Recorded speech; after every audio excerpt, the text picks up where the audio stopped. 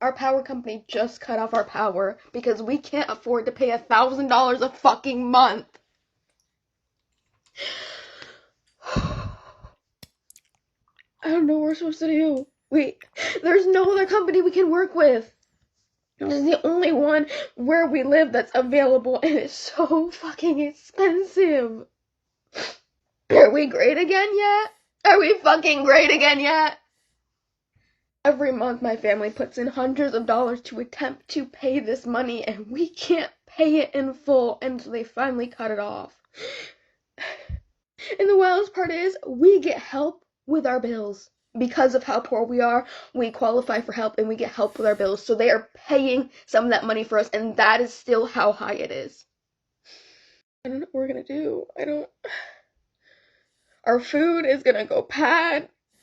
And we already struggle with having food and stuff and having enough money for food every single month. And oh my god. I use heat therapy for my heating pad because I have chronic pain. Oh my god.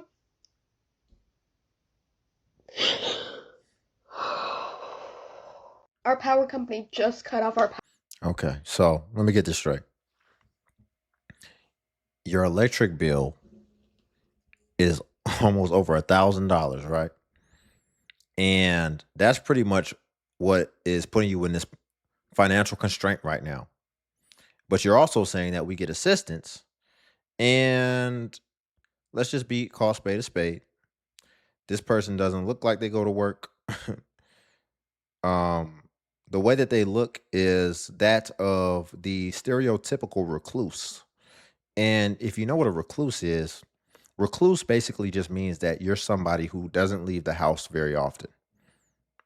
And she said that they're a whole family. There's multiple people within that household, and they're all receiving assistance because of how poor they are, i.e., probably none of them probably leave the house that often, which could be an indication of why their energy bill is so high, right?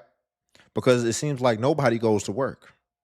So, yeah, I guess if everybody's staying in the house and not working and just coming on TikTok complaining, you got energy to be on TikTok, but you don't got energy to work, or whatever the case. But that would be a great indication of why your electricity costs are so high. And so you could do two things. You could kill two birds with one stone. You could save on your energy by not being home all day and all night. And then you can also get a job, which would then bring more active income into the household. That's one recommendation, right? Because you're coming on here and you're complaining and you're making it the world's problem. So since you want to make it the world's problem, then be more transparent. If there is something that is preventing people from working, then mention that. But if not, chronic pain, I think anybody who's worked a labor job, a warehouse job, whatever, experiences chronic pain, right? But hey, who knows, y'all? But let's go ahead and get into the next clip. Before we do, y'all, if you could like the video, greatly appreciate it. It only takes a second, and it actually helps out more than you know. And also, if you could hype the video. I think it's about. Her caption says, "I just found out everyone stopped paying all their bills." Well, you'll be wrong about that. When are we gonna stop paying rent and other bills? I'm ready for that. Who ready for that? Cause I think it's about time. If we all did it at the same time, what are they really gonna do? You can't evict all of us. What, y'all scared? Y'all scared? Like what? It's more of us than it is of them. You gonna let them bully us? They too busy fighting amongst themselves anyway. Let's just do it. Please, please. I don't want to hear shit about who's. And if y'all don't want to stop paying bills, I don't want to hear anything about. Let me know when y'all ready to stop paying bills. So it seems like there is a galvanization going on, where people are trying to get together and do a coordinated effort to everybody stop paying their bills at once. Well, I guess I'll be the only one because I'm not co-signing with that. I'm going to pay my stuff just like I always have been and I always will do. And if y'all don't want to stop paying bills, I don't want to hear anything about the economy. I don't want to hear anything about the president. I don't want to hear shit about the war. I don't want to hear shit about who's stealing shit. I don't want to hear about this. I don't want to hear about shit. Until we gonna go on strike, shut the fuck up. paying y'all. And if y'all don't want to stop. You know what's crazy? So many people couldn't wait to be grown and let everybody know that they're grown. But then when it's time to do what grown people do, all of a sudden nobody wants to partake, right? Everybody wants to be a lion till it's time to do what lions do. Everybody wants to be grown till it's time to do what grown folks do. And last time I checked, and last time, as far as I can remember, it has always been a hard prerequisite of being a grown person to make sure that you pay your bills. That has always been the thing that was then leveraged to let somebody know that they wasn't grown. And it don't matter if you was 40 or 50. If you ain't paying bills, you're not really looked at like you're grown. So we want to be grown, right? Which is what we see a lot of times. People want the pros of something, but they don't want to have to deal with the cons that come with it as well, which is just ultimately people's entitlement and just feeling like they should have it all and they should have it ultimately their way, which also is further opposition of being grown, right? Because as someone who is grown, that means you have a elevated and mature understanding about life. And the first thing that they teach you about life is that life is not fair. And so you have to navigate things that may not even be fair that other people have to deal with. And funny enough, we see able-bodied people on here who actually, in most cases, have been given a fair shot, but they're still complaining. But what it really comes down to is, in a lot of cases, most people just aren't willing to do enough, and they're ultimately not willing to do what it takes. And sometimes what it takes doesn't have to be active either. It can also be passive. And here's what I mean. By passive, what I'm saying is that just going without. You don't have to go to the Chris Brown concert, the Beyonce concert. You don't have to go to a fancy restaurant 4 times a week. You don't have to buy that designer bag. That doesn't even have to be active. You don't have to go and get that latte every morning. But people aren't willing to do it, which is also another prerequisite of being an adult, which in my opinion is discipline as well as sacrifice. And not just sacrifice, but the willingness to be able to delay gratification. And that is ultimately maturity in my mind. But we see a lot of adults these days that maturity is more of a foreign concept, for lack of better words. Her caption says, "Are we still paying these bills? Question mark, question mark, question mark." I'll even read her description. Her description is quick. "We are all so busy out here living in survival mode to even realize or react to what's happening around us." Shaking my head. Like, when do we say F these people and start saving and preparing for what's about to happen? Are we paying the bills or nah? And then she put hashtag World War III. Okay, well, this should be interesting.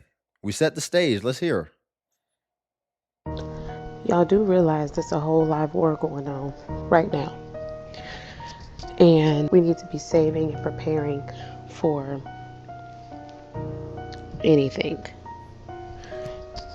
So I just want to know, are we paying the bills or not?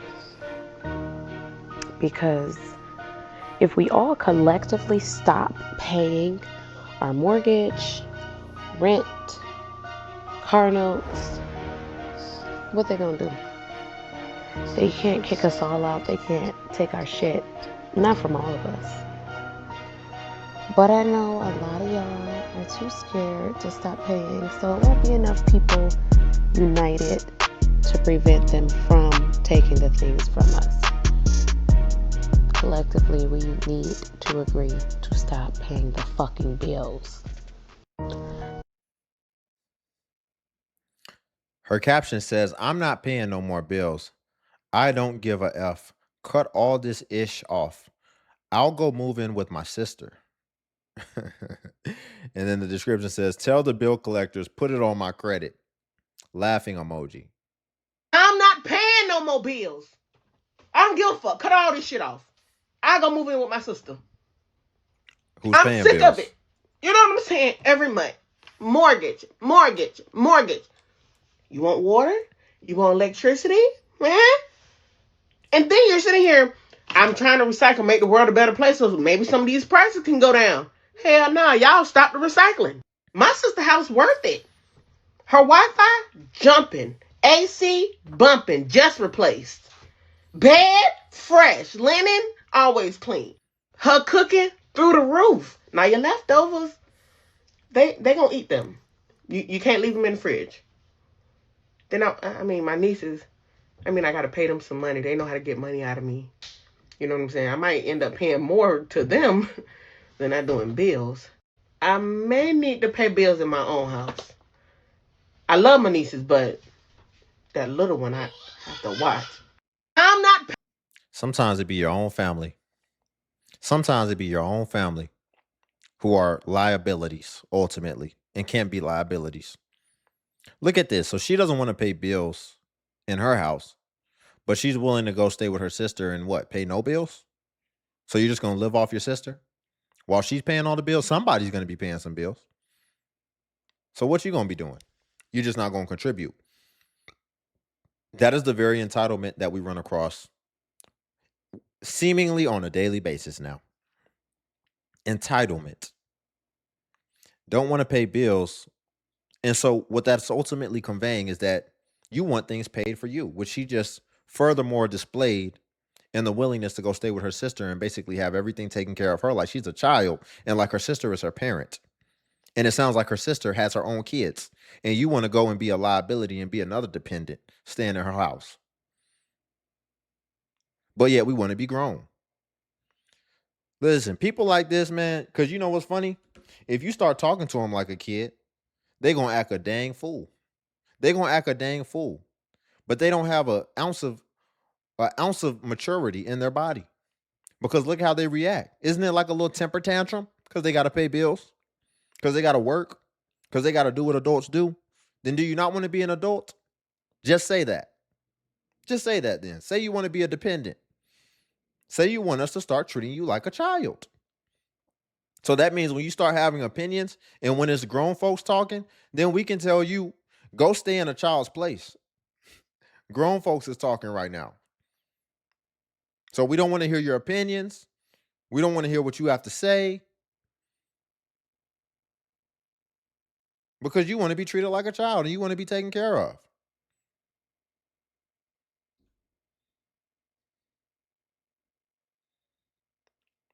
Her caption says, struggling economy, Americans don't care anymore. And then she put a little bit of a disclaimer saying that this is not a political post. Well, good. Are we really struggling in this economy, or is everything a facade? Oh, and she's replying to a comment. Real quick. The comment says, people aren't paying their bills and are mostly using credit cards. Economy, or is everything a facade? So from my last video, many of you guys have said that people are just putting everything on their credit cards, and that's why people are spending left and right. That's why we see every place we go to packed to the brim, and I agree with that. However, I want to add to this equation of the fact that people don't care about having a savings account anymore. What we were taught and how we were raised, what your parents did, what your grandparents did with savings account is out the window. That extra $50 left on your paycheck, you're not going to put it in a savings account. 95% of you is going to blow it somewhere at TJ Maxx, buy a video game or buy makeup or whatever, because there's no point in having a savings account anymore. We are coming freshly out of the pandemic where we lost everything. We lost money, savings, people, businesses, and our sanity. Coming out of the pandemic, most people are angry, they're emotional, and yes, swiping that credit card creates this dopamine rush. Also, a lot of you were saying that the migrants that are coming in are being funded. Well, since she's switching to migrants, let's address the pandemic for a second because I saw a lot of people spending a lot during the pandemic. Not just stimulus checks, PPP loan money, as well as a lot of people weren't paying rent because they had the the stay in place due to the pandemic or whatever. So a lot of people were deciding that that was going to be their opportunity to take advantage and not pay rent because they didn't have to for a long time. That lasted a long time. and that affected landlords, but people were saving money. And what we found is what they did was they blew it. They blew the money. They bought impulsively, which you give people free money, and that's an opportunity. It was money they weren't even expecting. Imagine you're taking care of things just fine, and then you get some money you weren't expecting. How do you not then look at that as an opportunity to be able to actually retain that for yourself and actually start to get ahead in life? But people, when they have opportunities to get ahead in life, they just don't. And that's why success a lot of times comes down to principles and really just disciplines. Because, listen, you can start me back at rock bottom. I'll be just fine. I will come back out of it because I operate off success principles. It doesn't matter about the money that I have, it doesn't matter about the resources that I have, because simply I'm resourceful. I don't need resources. I'm resourceful. Whatever I have at the time, whatever I have at my disposal is going to be used and it's going to be optimized. I'm going to use it optimally in order to get ahead. And every opportunity that comes my way that can get me closer to my goal, I'm going to recognize it and I'm going to execute on it. And a lot of people don't move with that. A lot of people don't even move with urgency. And it's crazy. And so, struggling economy, sure. But for it to be struggling now, that means at one point it wasn't. So why, when it wasn't a struggling economy, why didn't you have something stored to where when we do get into the struggling season, you're still able to be stable and make yourself afloat from there? Now she was about to get into the migrants. Creates this dopamine rush. Also, a lot of you were saying that the migrants that are coming in are being funded to have this lifestyle by having EBT cards and excessive amounts of money. I agree with you guys, totally. I totally think that could also factor in here, but let me just mention that casinos, airports, sports stadiums, Taylor Swift concerts, I mean, these are not migrants attending these venues. Let's just be real here. And lastly, for all the weirdos, no, this is not a political post. I had no political agenda behind this. No one is paying me It's just to a make truthful this video. post. I'm just observing what I'm seeing and I'm talking about it just like what everybody else does on TikTok. And if you're wondering who I'm voting for, I mean, it's pretty obvious. So stop making political points and comments. There's no political agenda behind this video. We live in an environment now where I believe that if they could make it illegal to be logical, they would. Here's what I mean. But hear what I said. Illegal to be logical. And ultimately just say what you see. Didn't she just say, I'm just observing what I'm seeing? Did you know that now that's controversial to just speak on what you're observing that you're seeing that doesn't make sense and filter it and discern it through a logical lens? That's controversial. And we keep on making this more and more extreme. And now it's like people have to like walk on eggshells just to say what they see. And this is where things are trending. And so, one, we can't fix the problem. And this can even come down to people's circumstances, right? Somebody could be doing all the wrong things and you could be helping them out. Every time they get into a bind, you ultimately save them from that situation or that circumstance. And then the one time when you finally decide, like, okay, we need to get to the root cause and we need to actually address your behavior and why you keep on ending up here. And then all of a sudden they will hate you. They will hate you because now you're observing what you're seeing and now you're giving them a dose of the truth in their best interest and for the greater good, but they don't want the truth. They want to be able to do what they want to do. And just like that woman who was going to go stay with her sister, then they just want to be able to just be entitled and live off of something outside of themselves.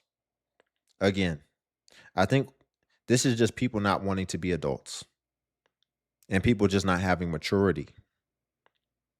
So I think what people need to do is they need to grow up. I think people need to recognize how old they are, and I think they need to grow up. And I think they also need to understand that the truth is the truth. And so we're not straying away from it. We're not about to tiptoe around it. If we observe it and we see it and we're gonna filter it through a logical perspective, and we can voice it. His caption says, "Record number of Americans have stopped paying their bills."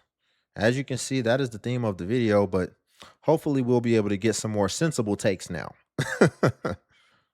Today we have a situation in the United States where Americans are carrying more debt than ever before and starting to default on those debt payments more than ever before. Essentially, people have stopped paying their bills, guys. This is all according to Consumer Affairs, who tracks this stuff diligently. And one thing that they found out is the national average individual debt load that people are carrying has more than doubled since 2003. Back in 2003, people used to carry about $32,840 in individual debt. Already a ton of money, right? Well, that's nothing, because now He's saying that's doubled. He said back in 2003, people were carrying over $30,000 of debt. And he said that doubled. So that would equate to almost $75,000 of debt that the average person, the average American, is carrying now. Carrying. That is insane. The average American. Because that's just the middle. That's the baseline. So that means you have people who are far above that and people who are just under that. That's scary. it's $63,200 as of 2025.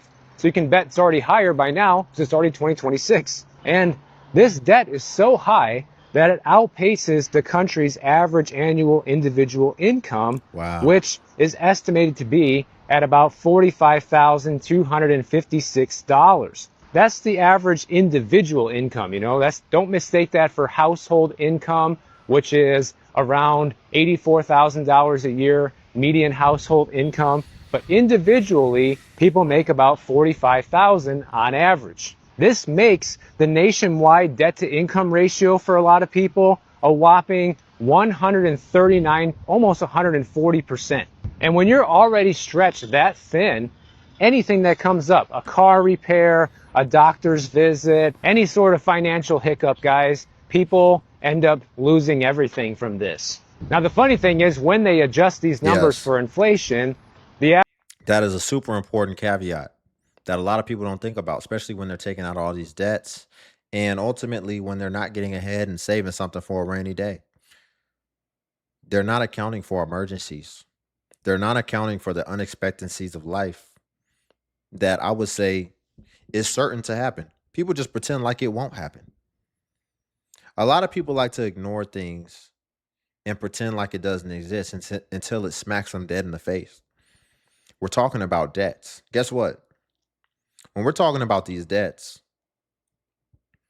yeah, if the average median debt is over 60K, now debt doesn't just stay like that.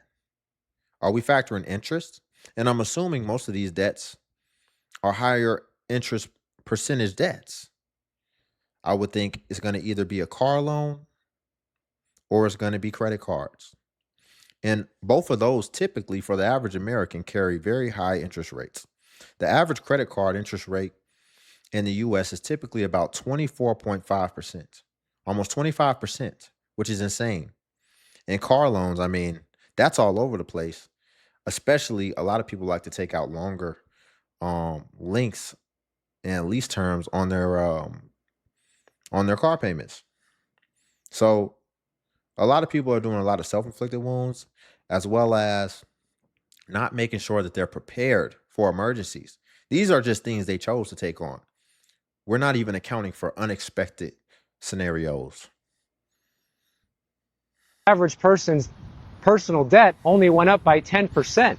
But in nominal terms, it basically doubled, guys. And that's been the underlying issue that I've been talking about so much on this channel, which is that people's incomes are nowhere near keeping up with the level of inflation. It's going to get to a point in the future where you're going to have so many people not able to afford basics anymore that something major is going to have to happen. Either we're going to have to see prices collapse, or we're going to be in a situation where we're getting universal basic income from the government, because it will be the only way that society as we know it will be able to continue to function. That is very But this true. massive surge in people not paying their bills is not distributed evenly. Some parts of the country are being hit much harder than others. And they found out that Utah is actually the most debt burdened state in the entire country. Not exactly where you think it would be. I would think it'd be somewhere like Florida or Yeah, me too. California, Yeah. New York, where the cost of living is extremely high and people have to borrow an insane amount of money just to get by. But it turns out it's Utah, and the average resident there has a debt to income ratio of 199%. Basically, people are spending twice as much money as they make in Utah, guys. Think about that. They're spending twice as much money as they make. How is a situation like that sustainable? How many They probably don't make that much in Utah. We talk about just the cost of things in certain states, but those states also actually have a lot of income opportunity as well. So places like New York, California, sure, the cost of living is very high as well as even taxes. But you can actually still there's a lot of opportunity to make money in those places as well. So that's why they're like that. But let's stick here for a second, because the universal basic income thing, that is not really something that I've ever really done a lot of a deep dive into and really looked into. But I know we've been putting a lot of accountability on people, right, in their decisions. But I never want to detract from the fact that inflation is very real. That is a very real thing, and wages have not gone up in proportion to inflation. So that is a big problem economically in the US right now and moving forward. And we haven't even got into AI and automation and people losing their jobs. So there is also a lot of hurdles and a lot of walls that a lot of Americans have to try to climb over in order for them to just be able to survive. So I never want to act like that doesn't exist and it's just all on people. But we have two things happening at once. We've got people making bad decisions and the economy's getting worse. Right? So that's why you see people reacting like the initial reactions we saw, because it's just going down twice as bad. But I do want to explore the universal basic income thing for a second and see what we can gather there, because that is something that I had heard before and is getting brought up more and more now, and is being brought up by more and more credible people. So before I just thought, no, we'll never get to a point where it's like really universal basic income. That's very scary to me. But when you hear more people who are clearly smart people like this guy we're reviewing, then it makes you wonder, like, okay, is this potentially something that is feasible and may be necessary moving forward? Because like I said, these are big problems and we don't have any solutions to them. So let's explore that a little bit and see what we can gather, and then we'll wrap this up. So I'm gonna give us the high level, and then I actually was able to find an article, a fairly recent article. I believe it was as soon as April, where it goes over the pros and cons of universal income, a study that they did. But first, just an overview. So UBI, a social welfare proposal in which all members of a population regularly receive a set, unconditional cash payment. Distributed without means testing or work requirements, it is designed to alleviate poverty, provide financial security, and help individuals adapt to job displacement caused by automation and AI. So, the key characteristics: to be considered a true UBI, a program must meet 5 defining criteria. So, the first is universal, given to everyone regardless of employment status, wealth, or demographic. The second is unconditional, so requires no work requirements or behavioral changes. Is cash based, dispersed as direct currency rather than vouchers or subsidies. The fourth is reoccurring, so it's distributed on a regular basis, i.e., monthly or annually, rather than a one time relief payment. And then it's also individualized, lastly. Individualized meaning it's paid to each individual rather than being pooled at the household level. So the potential benefits: poverty alleviation, health improvements, and economic flexibility. But the criticisms and challenges is financial sustainability, Funding a full UBI program requires massive government expenditure, which could require significant tax restructuring, such as higher income taxes or value added taxes, work disincentive. Critics argue, of course, this is going to be the biggest thing. Unconditional payments might discourage workforce participation, potentially reducing the tax base and labor supply. And of course, inflationary risks.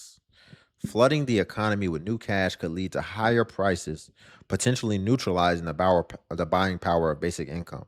Of course, that's economics 101. I mean, you can put as much money as you want to put out into the economy. Money is just an idea, right? It's just a formalized way of making transactions. But by you putting more money out, we didn't get any more resources. No more food got produced. No more cars got produced. So just with more money being in the economy, it's just going to increase the price of things at a faster rate, which is in nature inflation. But let's get into this article real quick and then we will wrap this up.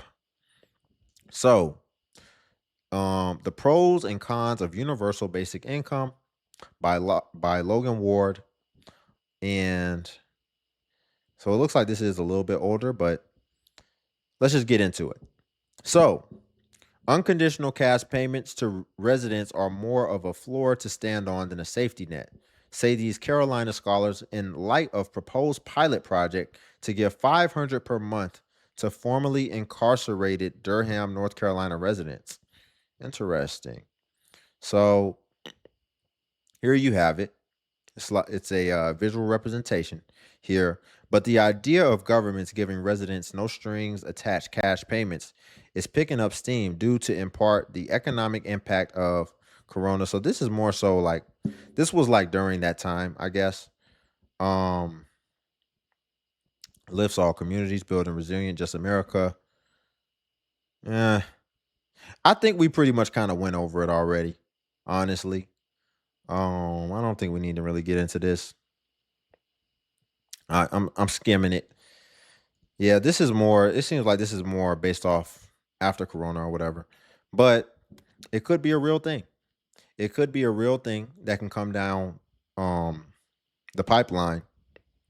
It says here as well, as far as the implementation status, while no country has fully implemented a complete UBI system, several have utilized partial iterations, such as permanent funds in Alaska or historic programs in Iran.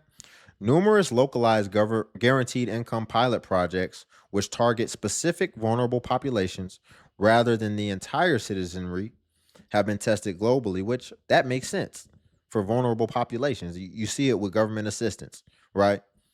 It's getting out of control is when everyone has it and everyone's trying to take advantage of it. But if it stays designated for vulnerable segments of the community, then I think it will work just fine. But yeah, I mean, this scares me a lot. But I mean, just the way things are going, if I guess if we don't have something like this, it's kind of going to go back to old times. And by old times, I mean, you're either going to have the royalty class or you're going to have like the peasant class. Like it's going to be that apparent because there's been a lot of thought. And I think we can actually even feel it as far as people have said death to the middle class, that the middle, that sounds crazy, but not death to them, but that basically the middle class is deteriorating. And pretty soon it's just going to be either you're on one side or the other. Now, my personal philosophy is I feel like it doesn't necessarily just have to be the middle class, right? I think it's going to be more suited to either you have critical thinking and you're resourceful, or like, I think it's going to be two sides. Yes. I think it's going to be the people who are in destitution. And then on the other side, which they're just going to say people who are well off, I think it's going to be three tiers. You're going to have people who are rich, just for whatever reason, maybe it came in their family, inheritance, whatever, generational wealth, or you're going to have people who were just fortunate to have been working during times when They didn't have AI, so this could be people who were in the military who had that stuff where they get paid for the rest of their life, people who have pensions, people who bought houses at good times and then their houses inflated or had been investing in the stock market and it went up, right? So just people who were, or people who took advantage of crypto, people who just took advantage during times when there were key opportunities to advance. And then on the third slot, you're going to have critical thinking, resourceful people. Because on this destitute side, there's going to be people on this side who make six figures. I've met people who make six figures that still live paycheck to paycheck, or even worse, are in debt. So I think on that side, you can still belong over there. You can make six figures, but what's that mean if you got six kids? Right? That's why I included critical thinking in there too. Because you can make all the money in the world. You got all these self-inflicted wounds on yourself. It doesn't matter. So it's going to be the people who move with intention, who don't put self-inflicted wounds on themselves, and are resourceful. So on this side, you could be somebody who makes 50K a year, but you don't got no debt and you live below your means and you actually make sure that you keep something for yourself. And goodness gracious, if you invest in it, you can just let time do its thing and you can still be stable and still be just fine on this side. So I think it's just going to be two sides, just the people who are in destitution and the people who are able to ultimately make a way in this world and figure it out. And you don't have to make all the money in the world for that, because as we're seeing, there's people who are making money, but that clearly just do not make good decisions. And they're still digging themselves in a deep hole. But we'll leave it there for today. Y'all, if you could like the video, I greatly appreciate it. Only takes a second, and it actually helps out more than you know. And also, if you could hype the video. Hype is a new feature that YouTube offers where it helps smaller content creators like myself. And basically, when you hype, it actually pushes us to the extent that it pushes the larger content creators. So you just press the hype button and it shows the points. And since I am a smaller creator, a smaller channel, we actually get more points per hype, and hype was designed for smaller channels. So that's why we get more points. But if you go to a video and it's over 7 days old, then you probably won't see the hype button. And that's because hype usually goes away after 7 days. And then also, if you want to join the YouTube membership, there is a join button as well where you can join and you can be a part of the DXU family. Funny enough, you see the commercials in the back. I'll probably start using some of that membership money, and I'll probably just go ahead and get YouTube Premium so it stops showing ads on my little backdrop. But yeah, you can join the membership, and that comes with badges that'll show next to your name, where if you leave a comment, people will know that you are a member. It has a little bit of prestige in that way. And I'm going to make some custom badges pretty soon. I always have a million things to do, so be patient, but there will be some custom badges, branded badges very soon. And then also, you also get exclusive content as well as early releases to content. So if you want to join the membership, feel free. But until then, I'll catch you all in the next video.